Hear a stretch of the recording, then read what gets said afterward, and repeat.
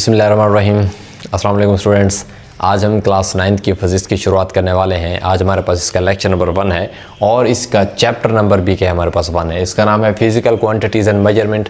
Physical quantities and measurement तो हम next video में इंशाल्लाह इसकी मज़ीद डिस्कशन करेंगे, लेकिन हमें ये जानना है, हमें इंट्रोडक्शन टू फिज़िक्स दीजिए। हमें ये पता होना चाहिए कि फ़िज़िक्स है क्या, हम इसको क्यों पढ़ रहे हैं, इसका अर्ली बैकग्राउंड क्या है। तो थोड़ा सा इसको सरसरी देख लेते हैं। इंशाल्लाह नेक्स्ट चैप्टर में हम फिज़िकल क्वांटिटीज़ और मेजरमेंट को अच्छे तरीके से डिस्कस करेंगे। देखिए स्टूडेंट्स, फिज़िक्स का अर्ली बैकग्राउंड कुछ इस तरीके से है। इंसान को शुरू से ना नेचर को जानने की एक तड़प रही है, वो जानने की कोशिश करता है आखिर ये हम तो ज़मीन पर हैं, ये जो बाकी सियारे हैं वहाँ पर कौन कौन सी मखलूक रहती है, ये जो सितारे हैं, ये सूरज हैं, ये चाँद, ये कैसे काम कर रहे हैं, क्या उनके ऊपर भी कुछ मौजूद है। इंसान की शुरू की ये हसरत में रहा है कि वो जाने, किसी तरीके से उसे पता चले कि अल्लाह ताला ने ये जो जितनी चीज़ें बनाई हैं ये किस तरीके से काम कर रही हैं, आखिर इनके पीछे वो काम करने वाली कौन सी ऐसी चीज़ है, इसकी वजह क्या है। बनाया तो ठीक है अल्लाह ताला की ज़ात ने है, लेकिन इंसान ने उनको जानने की कोशिश करने की ये ट्राई करता रहा। तो students, man has inspired by the wonders of nature. जितनी भी हैरान कुन चीज़ें उनके बारे जानने के लिए बड़ा ही पुरजोश रहा है।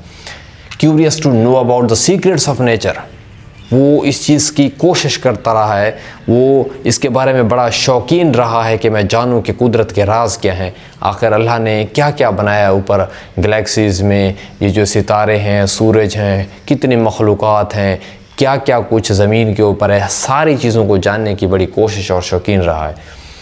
Third point, remade in search of truth and reality, हक और सच की तलाश में उसने पूरी कोशिश की है और ऐसी कोशिश करके वो नतीजे निकाले हैं जिसको अक्ल तस्लीम कर सके। लॉजिकल रीजनिंग उनकी कोशिश रही है, हक और सच की तलाश में कोशिश करें, अल्लाह ताला की जो चीज़ें हमारे लिए नेमते हैं, जितनी भी चीज़ें उनकी बनाई हुई को समझें और उनको अक्ल से साबित भी कर सकें। ये एक इंसान की शुरू की कोशिश रही है।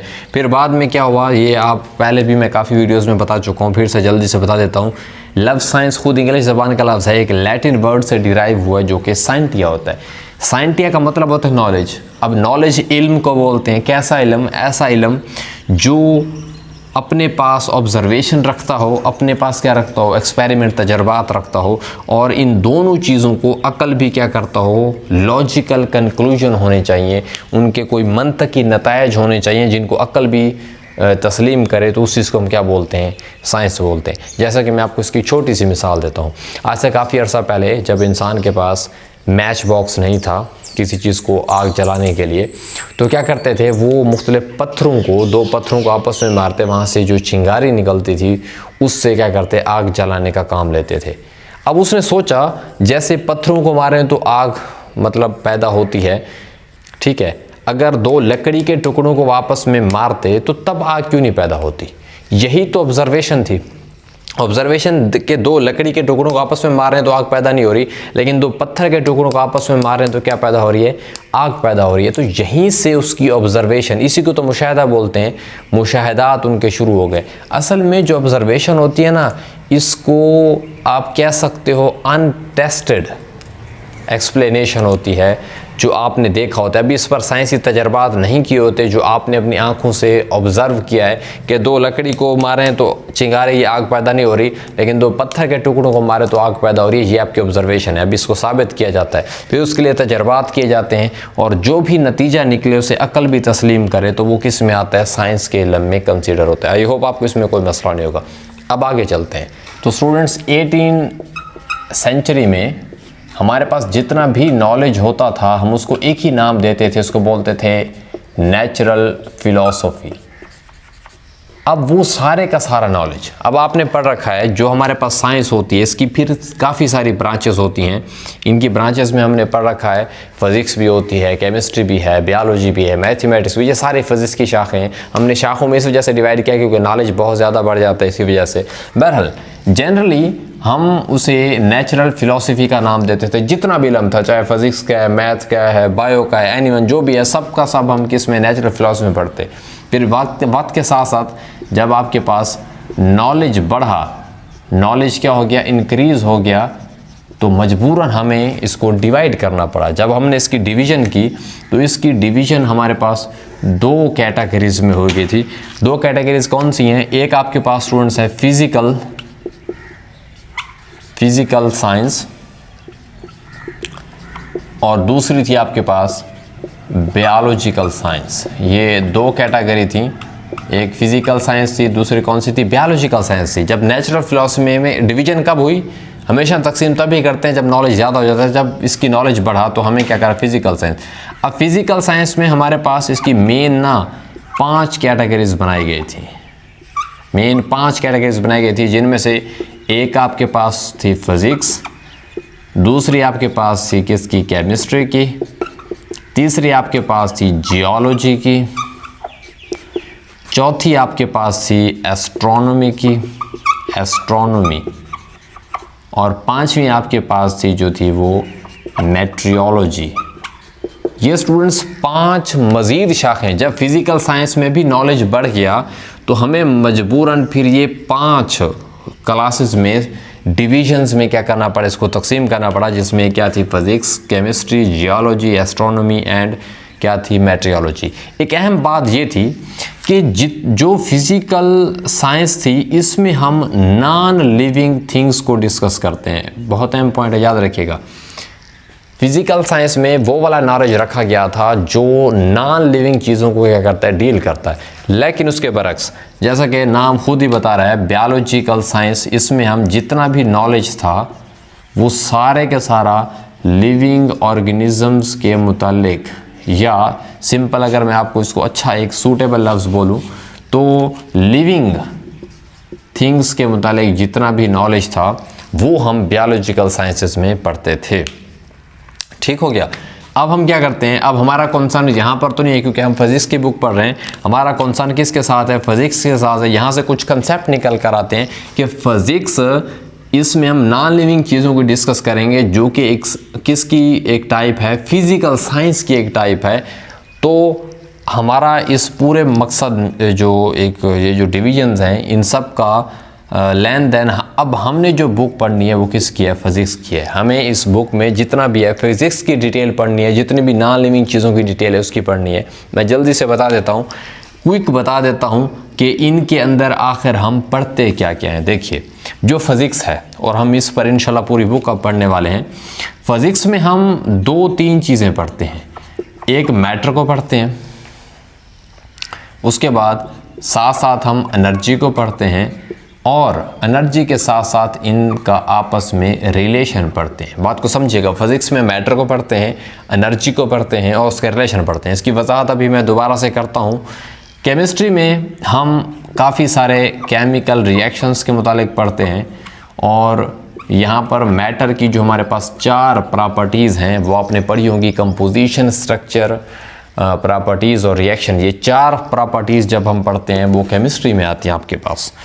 नेक्स्ट आपके पास, जैसे कि नाम खुद बता रहा है, जियोलॉजी। जितनी भी आपके पास अर्थ की स्टडी है, अर्थ की जो हम स्टडी करते हैं वो सारी की सारी किसमें आती है? जियोलॉजी में। एस्ट्रोनॉमी में हमारे पास स्टूडेंट्स जो स्टडी आती है वो मुख्तलिफ स्टार्स और ये जो जितनी भी गैलेक्सीज़ होती हैं, ठीक है, इनकी स्टडी को हम एस्ट्रोनॉमी में पढ़ते हैं। और जितनी भी ये मेट्रोलॉजी है इसमें आप वेदर की स्टडी को पढ़ते हो। जितना भी मौसमी एक टर्मिनोलॉजी है, मौसम के मुतालिक जो पढ़ते हैं उसको हम मेट्रियोलॉजी बोलते हैं। तो बहरहाल ये जितनी भी 5 कैटेगरीज थी, मेन पॉइंट समझने का ये फिज़िकल साइंस की क्या थी? 5 सब डिवीज़न थी। और हमने इन 4 को नहीं पढ़ना, हमने किसको पढ़ना है? फिज़िक्स को पढ़ना है। हमें पता होना चाहिए कि फिज़िक्स क्या है। तो स्टूडेंट्स अब फिज़िक्स की डेफिनेशन देख लेते हैं। देखिए स्टूडेंट्स, इट इज़ अभी हमने पढ़ा है कि it is a branch of physical science. It is a branch of physical science. ये एक फिज़िकल साइंस की एक ब्रांच है जिसमें हम क्या पढ़ते हैं? इन विच वी स्टडी। इसमें हम 2-3 चीज़ें पढ़ते हैं। नंबर एक तो मैटर को पढ़ेंगे। मैं थोड़ा सा आपकी डेफिनेशन को ब्रेक करके लिख रहा हूँ ताकि आपको समझा सकूँ। In we study the matter, energy matter and its energy and their relationship या देयर रिलेशन। देखो हम तीन बातें स्टूडेंट्स पढ़ते हैं इसमें। एक आप पढ़ते हो matter, then energy and then इनका फाइनली हम क्या पढ़ते हैं, रिलेशन पढ़ते हैं। ये बात इंतहाई आसान है, मैं इसको आपको एक छोटी सी एग्जांपल से समझाता हूँ। देखिए आपके पास बाइक है, बाइक आपकी एक, अगर मैं सिंपल एग्जांपल लूँ, इसको लिख देते हैं, बाइक आपके पास एक मैटर है। ओके हो गया। बाइक के अंदर जो आप पेट्रोल डालते हैं वो आपके पास आपको एनर्जी देता है। जब बाइक मैटर है, पेट्रोल एनर्जी देता है, और जब ये बाइक और पेट्रोल आपस में काम करते हैं, फंक्शनिंग करते हैं, तो इनके नतीजे में, इनके आपस में रिलेशन की वजह से पेट्रोल एनर्जी देता है बाइक को, इनके रिलेशन हो गया ना इनके रिलेशन की वजह से बाइक क्या करती है, मोशन शो करती है, वो हरकत करती है। तो इस चीज़ को, ये जितना भी फिनोमिना है, ये हम फिज़िक्स में पढ़ते हैं। देखिए एक बाइक बग़ैर पेट्रोल के, मतलब सिंपल कहो बग़ैर एनर्जी के फजूल है। जब तक एनर्जी नहीं मिलेगी वो मैटर कारआमद नहीं है। तो बिल्कुल इस तरह से ये सारी चीज़ें आपस में इंटरलिंक्ड हैं। अगर बाइक है उसमें पेट्रोल है तो वो मिलकर उस बाइक चलती है, जिसकी वजह से हम उसकी मोशन पढ़ पाते हैं। तो ये इनकी मोशन इन दोनों के रिलेशन की वजह से होती है। ठीक हो गया। तो बिल्कुल इसी तरह से ऐसी काफ़ी सारी एग्जांपल्स हैं। अब हम क्या करते हैं, फिज़िक्स की और जितना भी हमने ये अब तक पढ़ा है उसको लेक्चर को समराइज़ कर लेते हैं, और इंशाल्लाह नेक्स्ट वीडियो में हम मज़ीद डिस्कशन करेंगे। देखिए स्टूडेंट्स, इस लेक्चर को समराइज़ करते हैं, और इसमें हमने अब तक ये पढ़ा है कि इंसान में शुरू की ये कोशिश और तमन्ना रही है कि वो अल्लाह ताला के जितने भी राज हैं उनको जान सके, कि अल्लाह ताला ने मतलब किस तरीके से कौन सी चीज़ कैसे बनाई है, अल्लाह के उसमें कौन कौन सी नेमतें छुपी हुई हैं, कौन कौन से ऐसे राज हैं, जैसे कि सितारों में क्या है, क्या वहाँ पर कोई मखलूक रहती है। ये आपके नासा जो काम करती है, आपने सुना होगा, आपकी पाकिस्तान की एजेंसी स्पार्को है, इसी तरह से इंडिया की एक एजेंसी इसरो है। मतलब काफ़ी सारी ये स्पेस की एजेंसीज़ हैं जो इन कायनात की मुख्तलिफ जो सीक्रेट्स हैं उनको जानने की कोशिश में लगे हुए हैं कि किस तरीके से क्या कहाँ पर मुमकिन है। जैसे कि अब मार्स के ऊपर उन्होंने जगह रहने की बना ली है।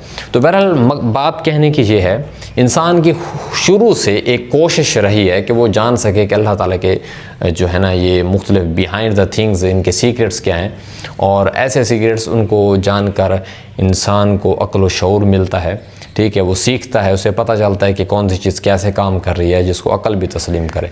फिर हमने पढ़ा साइंस क्या है। साइंस एक लैटिन वर्ड साइंटिया से निकला है, जिसका मतलब नॉलेज होता है, और नॉलेज ऐसा जिसमें ऑब्जर्वेशंस और एक्सपेरिमेंट्स पाए जाते हैं।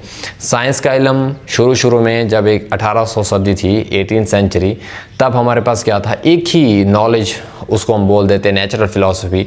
लेकिन जब 19th सेंचुरी लगी, वक्त चेंज हुआ, तो तब क्या हुआ, हमने उसको दो ब्रांचेस में डिवाइड कर दिया। एक फिज़िकल साइंस, दूसरी कौन सी थी, बायोलॉजिकल साइंस। फिज़िकल साइंसेज में हम नॉन लिविंग चीज़ों को डिस्कस करते हैं, बायोलॉजिकल साइंस में हम सिर्फ और सिर्फ लिविंग थिंग्स को डिस्कस करते हैं। अब जो फिज़िकल साइंस है उसकी फिर 5 कैटेगरी थी हमारे पास, physics, chemistry, geology, astronomy and meteorology थे। फिज़िक्स में हम मैटर, एनर्जी और उसके रिलेशन को डिस्कस करते हैं। केमिस्ट्री में हम उसके जितना भी केमिकल रिएक्शन और मैटर की जो 4 प्रॉपर्टीज़ हैं उनको पढ़ते हैं। इसी तरह से जियोलॉजी में अर्थ की स्टडी, एस्ट्रोनॉमी स्टार और गैलेक्सीज़ की स्टडी, और हमारे पास मेट्रियोलॉजी में वेदर की स्टडी को पढ़ते हैं। फिज़िक्स क्या है, फिज़िक्स दरअसल और कुछ भी नहीं है, बट क्या है, मैटर, एनर्जी और उनका आपस में क्या होता है, रिलेशन होता है। तो स्टूडेंट्स, अब हम क्या करते हैं, मिलते हैं नेक्स्ट वीडियो में, जिसमें हम ये पढ़ेंगे आखिर हम फिज़िक्स क्यों पढ़ रहे हैं, हमें फ़िज़िक्स बुक पढ़ने के लिए क्यों दी है, उसकी हमारी ज़िंदगी में अहमियत क्या है, हमें फ़िज़िक्स पढ़ने से क्या हासिल होगा। तो नेक्स्ट वीडियो में इंशाल्लाह हम इम्पोर्टेंस ऑफ फिज़िक्स को पढ़ेंगे। उससे नेक्स्ट लेक्चर में हम इंशाल्लाह उसकी जितने भी ब्रांचेस हैं फिज़िक्स की वो भी पढ़ेंगे। तो तब तक अपना ढेर सा ख्याल रखिएगा। थैंक यू, अल्लाह हाफिज़।